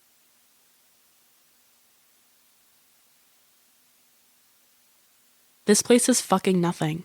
In the picture online it looked like a beach, but really it's just a sandbox. It's just a spot in Brooklyn Bridge Park if you want to feed ducks or whatever, I guess. Actually, you probably can't even feed them. I bet they even crack down on that. You probably can just look at them and wish you were them. Anything but a human standing on a disappointing Nauta beach. To say that I will not be eaten by a shark here is an understatement. I will so not be eaten by a shark here that it's far more likely I would eat a shark here myself, and I would never do that. And I'm demoralized because this is the last beach I could find. There are a couple private beaches in Brooklyn that I just get kicked off of. Yes, even beautiful me, but that's about it. All I have left is this place, and this place is a bust. This place is a giant fucking breast. This place is a giant statue from the shoulders up. I'm fucked. So much for dying in Brooklyn. Being born in Brooklyn, I wanted to die in Brooklyn, but that might not be in the cards. I asked some old fucker if this is the whole beach part of this area. He is old and seems like he's been around forever and would know. He starts rambling in an old way about this spot. Nobody cares, old man. I ask him if he knows of any obscure beaches. He wants to know why, and I tell him that I'm looking for sharks. This tickles him. I just tickled an old man with what he thought was a witty retort. And now he's talking about sharks and talking about Jaws. I pretend not to think that movie is the fucking devil, so that the conversation continues, because I sense that he does know of an obscure beach, and it turns out he does. He says his favorite beach is Plum Beach, plum with a B at the end. He is describing it and how to get there. I don't even fully believe it exists, but he says it does, and that it's in Brooklyn, and he describes more or less where it is, and it sounds plausible. I will have to look it up later, but it sounds plausible. As thanks for the information, I sit and talk with him for a while and be a nice young woman. He probably hasn't sat and talked to a nice young woman in ages. I am engaging and gregarious and intelligent with him. I am restoring of one's faith in young people. He talks about shark movies, and his knowledge is so limited and cursory, but I indulge him and act fascinated to learn that there are sequels to Jaws. He even says that Jaws 4 is terrible, which is a fucking lie. That movie is the shit. I love that fucking movie. The first Jaws is fascist evil horse shit, but that fourth one is wonderful. I don't say that, though. We keep talking for a while. I make his day, basically. His week, his month, maybe his year. Who knows how long he will live, but he strikes me as someone who likes living. I have to respect that. It's a different philosophy than my own, but he's nice, and I should respect others' beliefs. I personally want to die, but that's just me. That's my belief, for me to have and for everyone else to never fucking know. Thank you, old man, for the tip about Plum Beach, if such a place even exists. You will envision me loving it there, and me going back to it a lot throughout a very long life that I will lead. In truth, though, if it's half as great a place as you say, I will be dead tomorrow.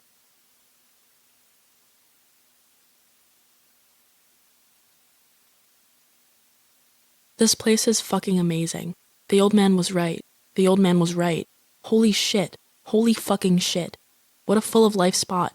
The blue sky, the white clouds, the shimmering diamond fucking water. I see the seaweed and I just want to shove it in my mouth. I want to wet it with seawater and rub it all over my fucking body. It's probably good for me. Why wouldn't it be? It's here, and here is fucking great. Even the people here are fucking amazing. Good American people, small and in the distance. A good American flag standing strong and proud here, small and in the distance. Land of the free, land of me freeing my body of me. Land of death, land where I will die. And the babes here, oh Lord, the babes. Babes you could eat off of. Babes that should be plates. Babes that I swear to fucking God. I've only seen 2 babes so far, but 2 is all you need. With babes these good, who needs more babes? No one. Fucking no one. My mouth is watering like I'm thinking about pickles, but I'm just ogling these babes. Leering, creeping, knowing hot in my mouth that I will befriend them and they will love me, adore me, think I'm the coolest thing since pajamas that belong to a cat. I stare at the water and know that it is a gravesite that will belong to me. I will die here. I will fucking die here. It even looks like me. This beach is so beautiful. I swear to God I could look into a mirror fully naked and see this beach staring back at me.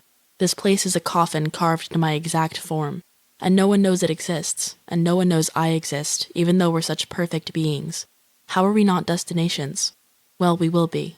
When I spectacularly die here, we will be. I will lean into each and every bite. I will accept them like no one has ever accepted pain and gore before. My body will be absolutely demolished, chunks gone everywhere you look. Vast caverns lined with raspberry jam through which to see any area of me inside and out. I go over to the babes and ask if they've seen any sharks. They are instantly charmed by my eagerness and tone. No fear in me, like I'm just looking for dolphins or something. I have them through my uniqueness, my quirkiness, mixed with my gorgeousness.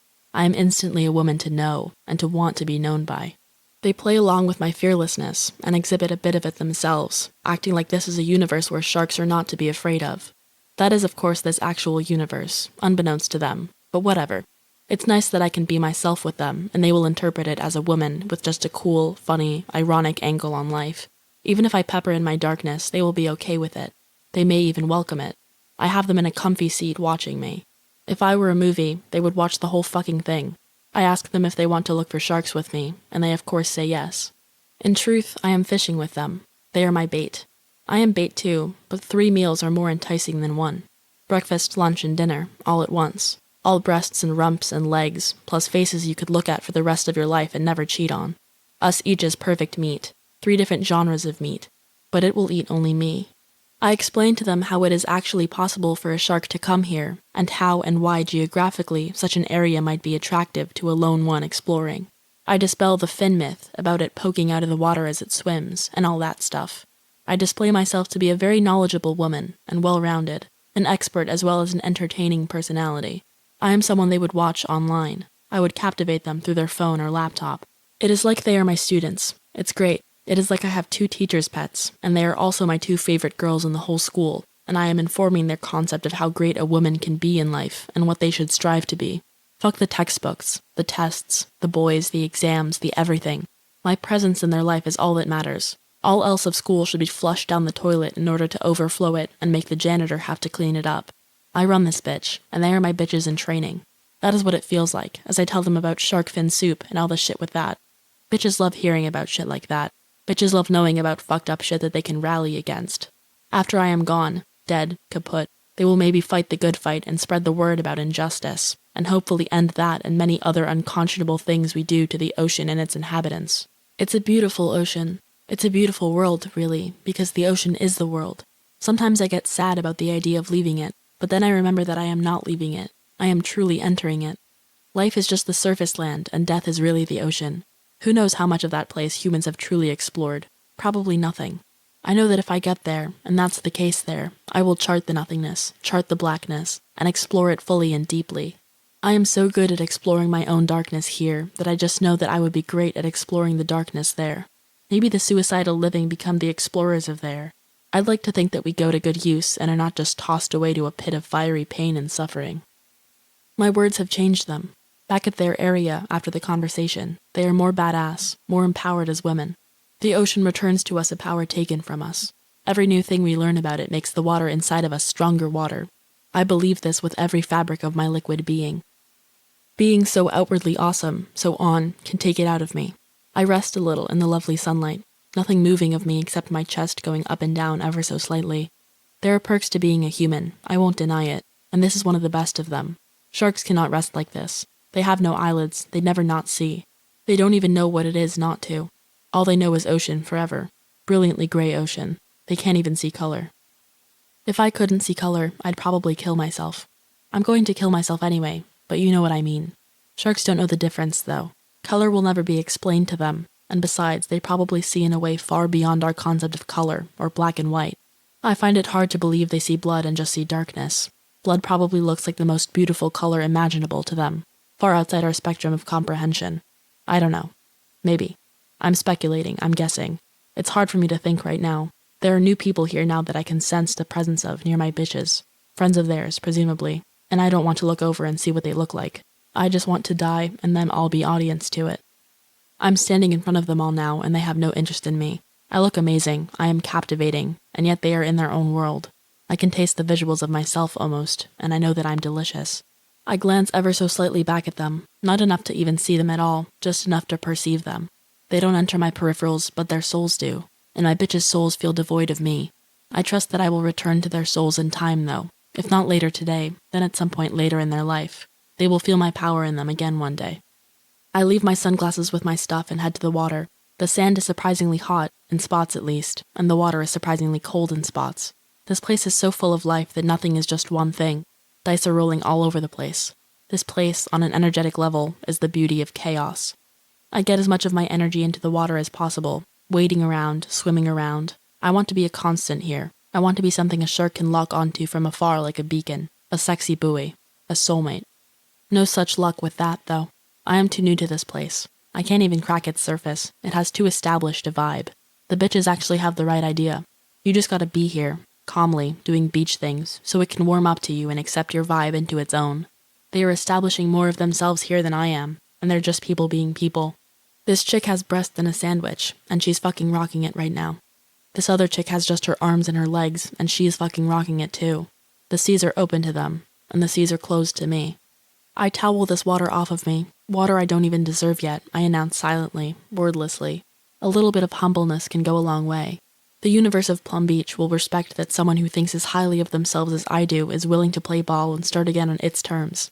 Nature forgives. I will repent. I bow my head and use my phone like normal people do. I ignore the people next to me like normal people do. There is a lady in a watermelon bikini and a goofy baseball cap right next to me with glasses, some hipster lady or something. I refuse to form any real thoughts about her, though, nor about the nothing man just past her. These are the friends of my bitches that came to visit them. The nothing man is just napping, doing whatever. I will not judge him or anyone or anything here, because the beach is absorbing them, and if I respect that, it will absorb me too. It has to. I am playing by its rules. I am following and not leading. For a time, at least. The light is loving the bitch in blue, and she has no idea or care. She's just on her phone, doing phone stuff. The light is loving me too, and my mind is off except for very bare, simple thoughts. I am being as much of a normal, simpleton being as possible, and the light is caressing me, and the sand fits like a chair. I feel almost like I'm in a bath. My toes are loving it. And I don't yes-and any of this and wax poetic. I stay surface. I do not start thinking about baths and what they mean to me. I do not get overly analytically beautiful about shit.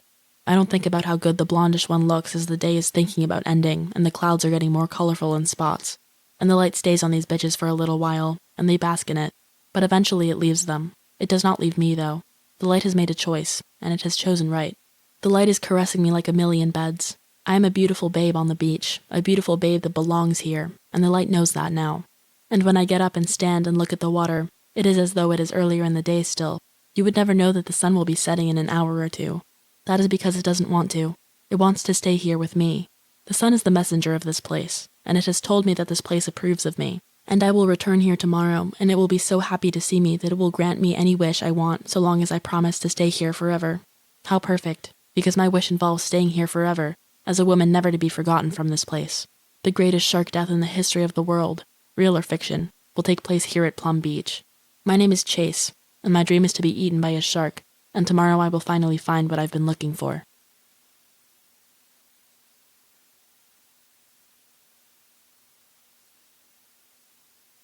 I woke up this morning and decided to change things up a bit.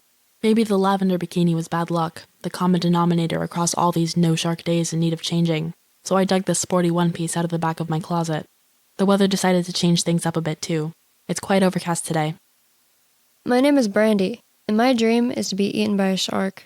I don't even know who I'm talking to, but I feel like my thoughts need to be recorded somewhere before I die, even if that recording is just my brain. I can never put pen to paper or thumbs to screen about this desire. That would be too embarrassing to leave behind. And I could never tell it to anyone with my voice. No one would relate. No one would understand. So I will just have to think this, which is fine. Whatever. This beach is pretty. I like how golden and yet depressing it feels. It's so overcast, yet the water still shimmers. That's cool. I bet sharks come here to take in the beauty. Even if they don't, I bet they do. I don't really know what to say. I don't know what I should talk about, or if I should try and explain or justify my desire or something. If I have to, then I guess it starts with the fact that I always feel like I could be more. I feel like I'm almost beautiful. So close. Yet, something's missing. Well, I think what's missing is death. There's a saying that goes, leave a pretty corpse. I forget where I first heard it, but it always stuck with me. I would much rather be dead from shark bites in my prime than be an old, gray woman. And I feel like the gore would distract from the fact that I'm not perfectly beautiful.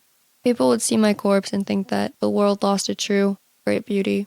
A 10, and not the mere 9 that I am. There is a cute boy a bit further down the beach. He has a weird tan.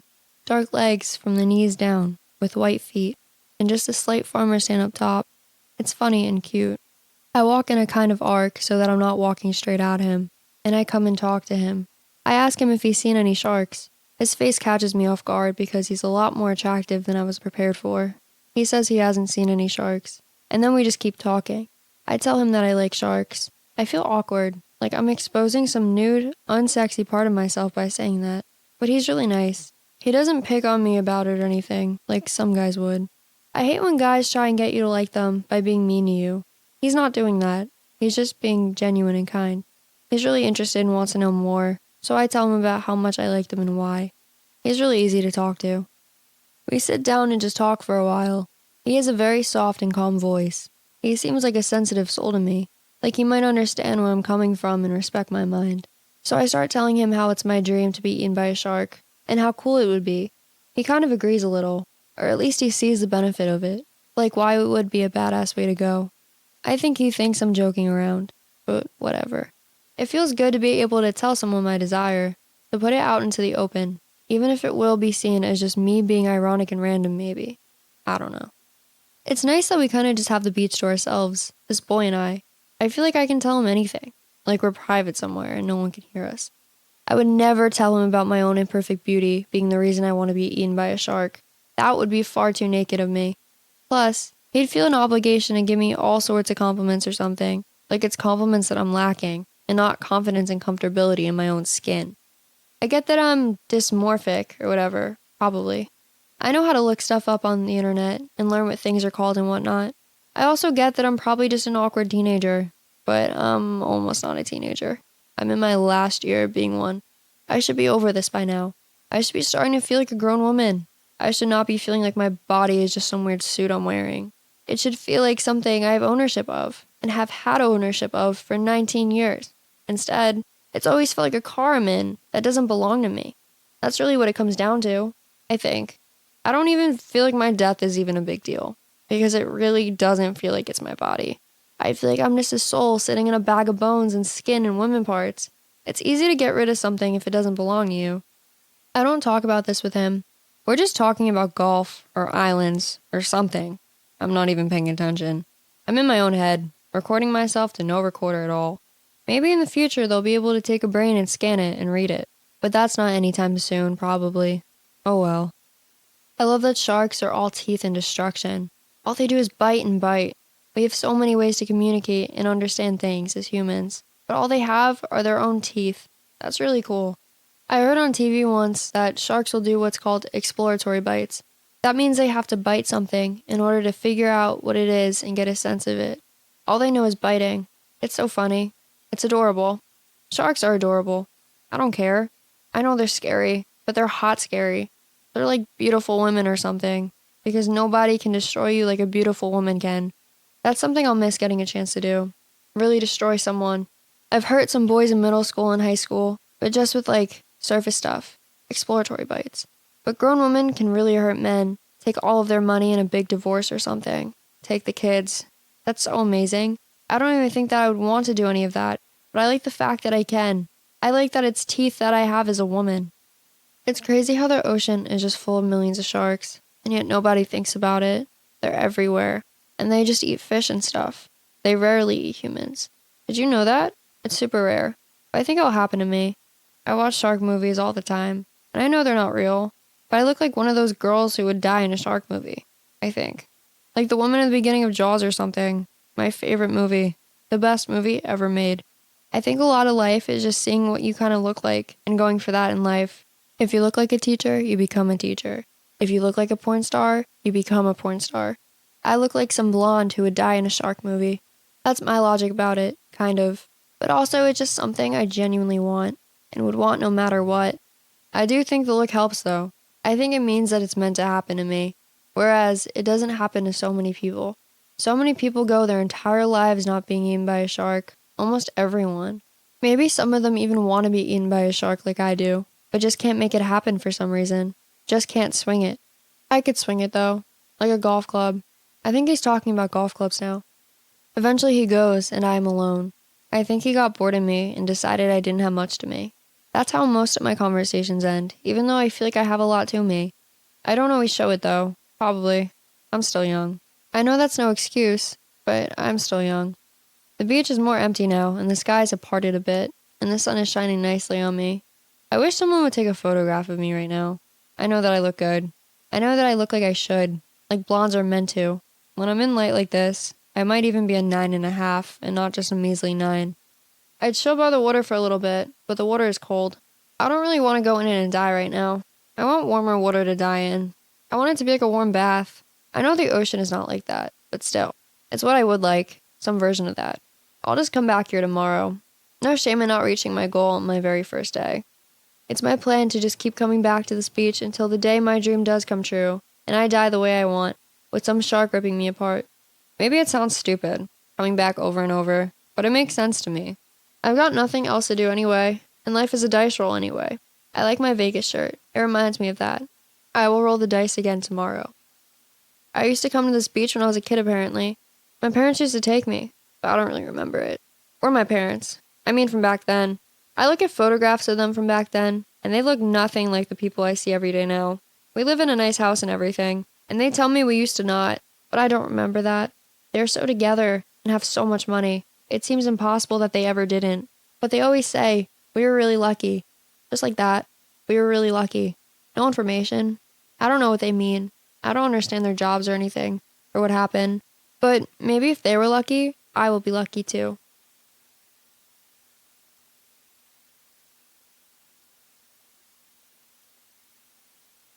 She's here again.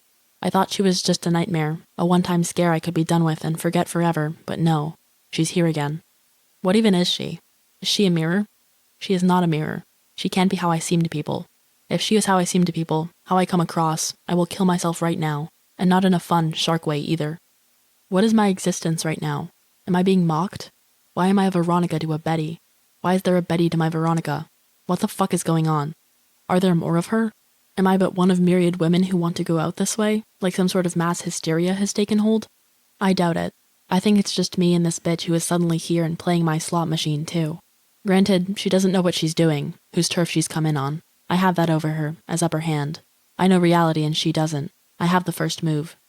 I study the player across the table who is not studying me, not looking my direction at all. She is in her own little world, looking for a shark to die by in her own little way. She can't be a toe older than 18. I can buy a beer and she can't. I can buy a beer can and bash her fucking skull in. Silly cunt thinks she can cut in line. This is a woman's game, and she's a tyke on a fucking trike. I will own you, little girl. Your parents should have driven you here today. They should be next to you right now, eating potato salad. When I'm through with you, you'll wish they were. I come over and make conversation. I tell her that I saw her here yesterday, and that I think I overheard her say she likes sharks. She confirms that she does. I tell her that I like sharks too, and I ask her if I heard her right yesterday that she wants to be eaten by a shark, because I do too. She instantly feels as though she has made a new friend. This isn't friendship, little one, but you're too young to know that yet. She's beaming so big and bright, and I beam back. She feels safe, but she's not safe. She's in my hand. We banter about sharks, and being eaten by sharks and all that. She's actually surprisingly knowledgeable. She's put some thought into sharks, and into being eaten by one. I see myself in her, but I don't see her in myself, if that makes sense. She brings me back, though. I forgot what it's like to have girl time, to just shoot the shit with no regard for how fucking young you sound doing it, how high your voices get or how stupid your inflections get. They say that children make the old young again. Well, she is definitely a child, and definitely makes me feel old by comparison, but she makes me feel childlike at the same time. Warming her up to me is not entirely unenjoyable. We get off sharks and onto just things in general, various subjects. I am learning names of people she knows and forming mental pictures. She is still at that stage in life where most of her friends are just high school holdovers. They've clearly not had that big parting of ways that always eventually occurs. She's still there in those halls, in those classes, like a ghost, going through the motions of relationship drama as distraction from studies without realizing she doesn't need that anymore and can just grow up. I don't tell her that, though. I just listen. I be the ideal of a slightly older sister, one you don't fight with, and who has simply seen a little more of life than you, and as such is a bit more mature and confident. I'm filling a gap in her life, a chasm in her heart. She's probably an only child. I am probably the coolest woman she has ever talked to. This is probably one of the best days of her life. I try and get her in the water with me to try and be eaten by a shark together. I try and sell her on how fun and silly it'll be, but she's scared of the water. She says it looks too cold. I keep selling. In my head I figure if I can just get her out there, our signal will be like 10 bars combined, and a shark will shoot towards us and I can just push her out of the way and get all of the death for myself. Really sate the fucker such that he has no interest in her and just bails after. Then she'll be stuck staring at a bloody, ripped-apart me who has just received everything she ever thought she wanted, and she'll realize that she never really wanted it, and she will never try to be eaten by a shark ever again. It will be my thing, mine alone. A great plan, if she weren't such a pussy about cold water. It's all psychological, though. I will warm her. I take off my fucking clothes. That'll warm her up. Not that she's a lesbian or anything, just that I'm beautiful. I feel her eyes on me in awe and appreciation like she's at a museum and is finally seeing a work of art that speaks to her, truly and deeply. A beautiful woman's body can do that to a person. They don't teach you that in school, even art school. Next is her clothes off. I knew that she would follow suit. Girls her age, you don't even have to ask if they want to do things. You just announce to the world what you want to do, and be someone that they respect, even a stranger, and they just follow along and do it too. All I had to do was say that I wanted to lay out in the sun.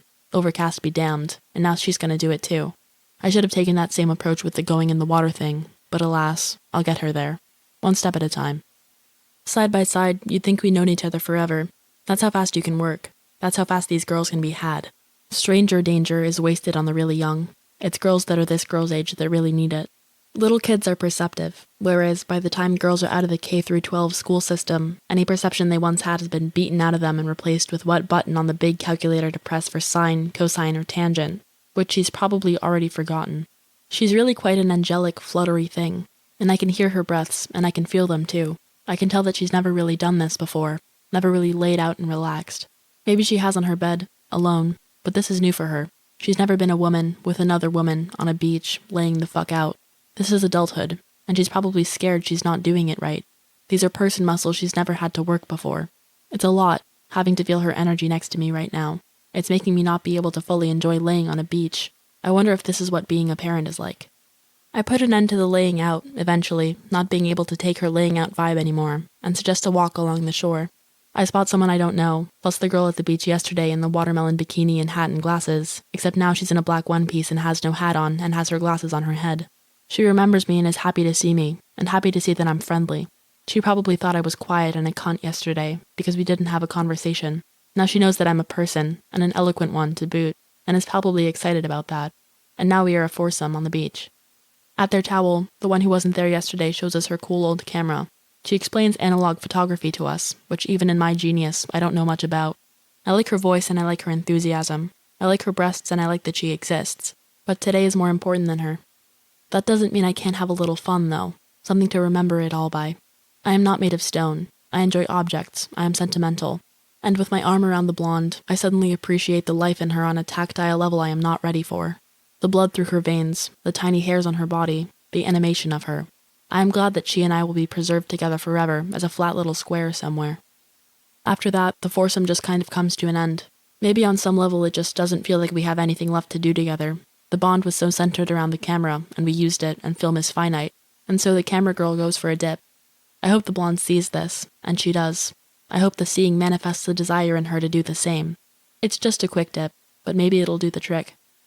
Toweling off afterward, the camera girl looks invigorated, which should help sell it. She looks glad to have done it, and doesn't look too cold. And it doesn't hurt that she looks like someone you could spend the rest of your life with. Just the delightful creature of a woman worth making a wife and impregnating and loving forever. I hope that the blonde isn't too young for such persuasion as that to be effective on her. They're such good friends, the two of them, these two strangers. I wonder why the camera girl wasn't there yesterday. I wonder where the nothing man is from yesterday, and if the ex-watermelon wearing one and him are an item. And if so, why he's not here today. I'm curious about all these things and more about them. I'm curious like a person about to die. I just want more information. Any information. Anything that will keep me feeling like I'm still here. People are such fractals, and peeling back the layers of onions is a big part of being alive. I'm very nervous, and I'm kind of shaking on the inside. I'd think that I'm scared to die, but really I think it's just getting a lot colder here. The two friends, very cold, leave. If all goes right, I will never see them again, which is a sad thought. My lower lip trembles, which I'd think was from that, but really I think it's just getting a lot colder here. I sell and I sell. I am as naked as can be, and as cold as can be. She has all her stuff on now, and we're by far the last ones still at the beach. Today was not a beach day, weather-wise. Today was doomed from the get-go, probably. But I have a newfound responsibility for my own fate rising out of me like goose pimples. I will not accept another failure of a day as though it is something beyond my control. That is who I am now. My patience is gone, and I am just a woman looking a girl in the eyes, pleading with her like a boy looking a girl in the eyes. I want to show her something magical. I want to make the impossible possible. I get her bikinied and out there. I ask her if I can show her something. She asks what. I dip under the water and eat her stomach exactly as a shark would.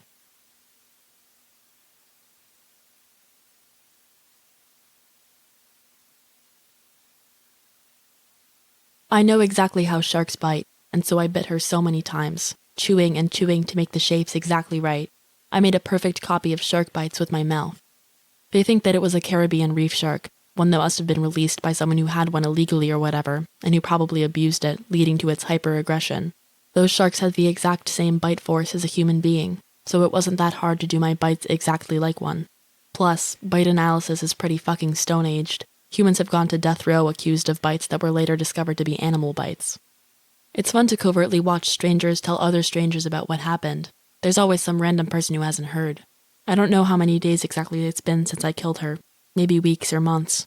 It looks as though the black onesie girl is with a different guy now, if she was ever actually with the nothing man before. The shark I had been looking for was inside of me all along. I know that now. I was chasing myself at my very best. It's truly a work of art, a masterpiece, what I did. It's one thing to fool the local news and locals and cops, but to fool scientists on top of that feels fucking amazing. What more proof do you need that I am as great as I say I am? Her name was Brandy, apparently. That's what the news said. Brandy with a D-I-E and not a Y. I'm sorry, but anyone with die in their name, it shouldn't be a surprise when they do. You can't fault me over anything that faded. In a perfect world, no court in the land would convict. Sometimes, laying in bed at night, I worry that I didn't actually fool anyone, that they know it was no shark, and that they just want the word out there that it was while they hunt for the real, human perpetrator. If that's the case, and they do find out it was me one day, I'm fine with that. Sharks only live to about 20 or 30 years old in the wild anyway, so why should I live in the wild any longer? I will simply go to jail, and my life will be over as I know it. When I am one day old and gray on my deathbed, whether it be a prison bed or a real one, I will be glad that I am finally gray like a shark, and I will be glad that once, when I was in my prime, I made a girl's impossible wish come true. Most of all, though, I will be glad that I created great art that no one will ever know exists at all. If they catch me, I will admit to the crime, but I will never explain the beauty of what I did to anyone. That, like every word inside of me, is for me and only me.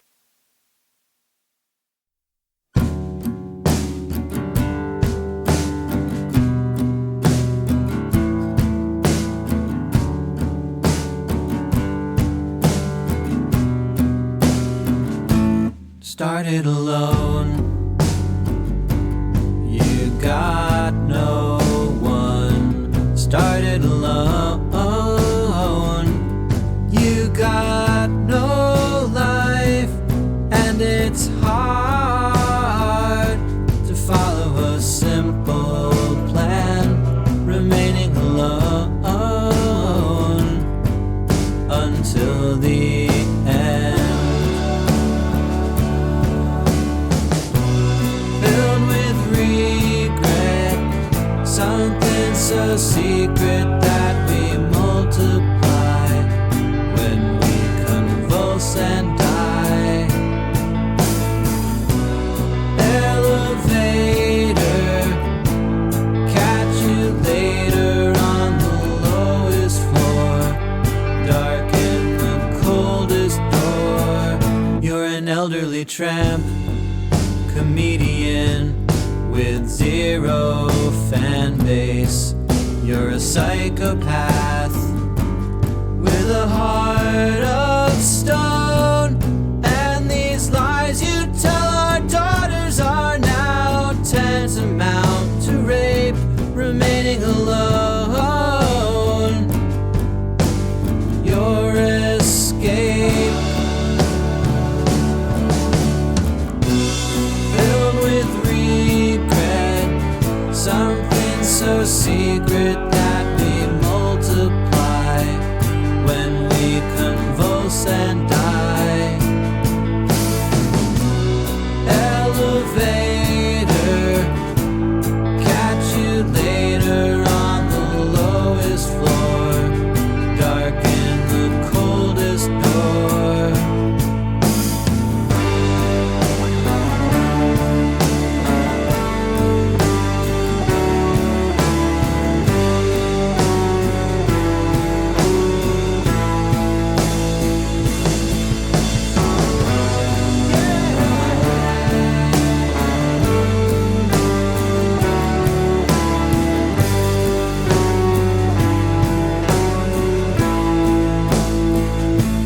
Nothing to fear but karma's blade. Emerge with your bank account and your charm unscathed. The alarm bells ringing and your time is up. Started alone, alone, burning up.